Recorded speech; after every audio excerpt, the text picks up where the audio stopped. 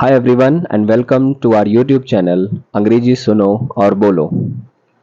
If you are looking to improve your English through real life conversations, you are in the right place. This is our first video in a series where we will practice everyday conversation. Today, we are starting with something essential: shopping at a grocery store.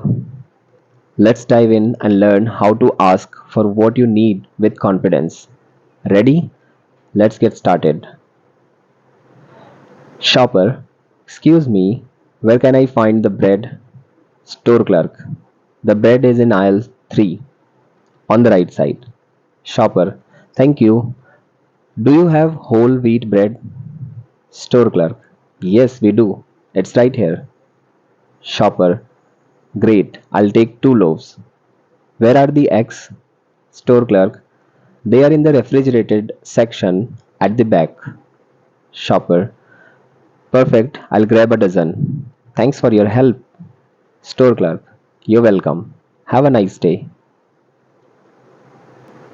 That's it for today. If you have any questions or feedback, feel free to leave a comment below. Don't forget to like, share, and subscribe for more useful conversations. See you next time.